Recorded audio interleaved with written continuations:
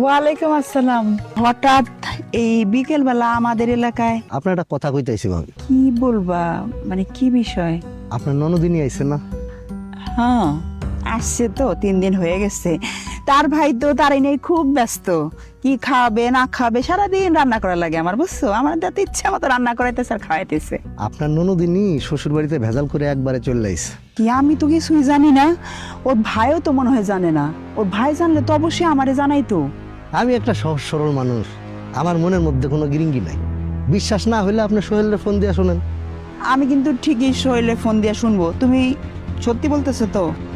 কি হয়েছে, কি ঘটছে যে ও শ্বশুর বাড়ি থেকে আমাকে বাড়ি রাগ করে চলে আসলো?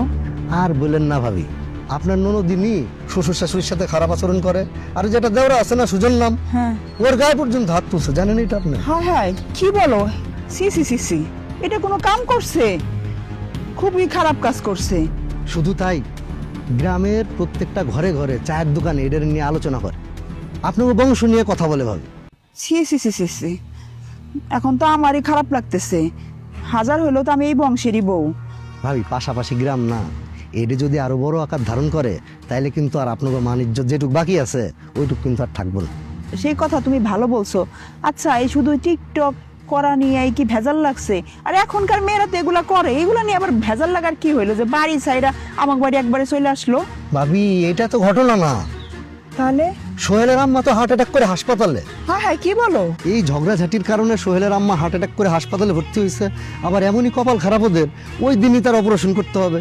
এখন সোহেলের আব্বা একখান জমি ছিল, সেই জমিটা বিক্রি করে ভাবছে যে তার বোর চিকিৎসা করাবে। আপনার ননদিনী কি করছে জানেন?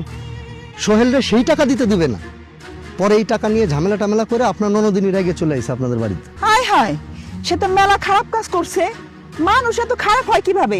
সে বাড়ির বউ না? তার উচিত ছিল আমাদেরকে ফোন করে আমাদের কাছ থেকে কিছু টাকা নিয়ে তাদেরকে হেল্প করা। এই জন্যই তো আপনারা জানাইতেছি ভাবি। হ্যাঁ, ভালো করছো, খুবই ভালো করছো। তার ভাইও জানে না, তার ভাইকে তো আমার আজকে এটা বলতেই হবে। তো বড় খারাপ বেয়াদব কোথাকার। হ্যাঁ, শ্বশুর শাশুড়ির সাথে খারাপ ব্যবহার করে, স্বামীর সাথে খারাপ ব্যবহার করে। বেশি অহংকার হয়ে গেছে, বুঝছো? ওর অহংকারে চোটে মাটিতে পাওই পড়ে না।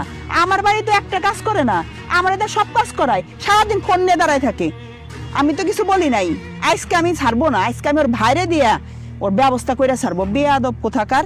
ভাবি আমি কিন্তু আপনারা আমার বড় বোনের মতো দেখি, এই জন্য আপনার সংসার বাঁচাইতে আমি ছুটে চলে আসি। এখন আপনার সংসার আপনি কিভাবে বাঁচাবেন সেই চিন্তাটা করেন। জায়গা ভালো থাকেন ভাবি, বেড়াইতে যান।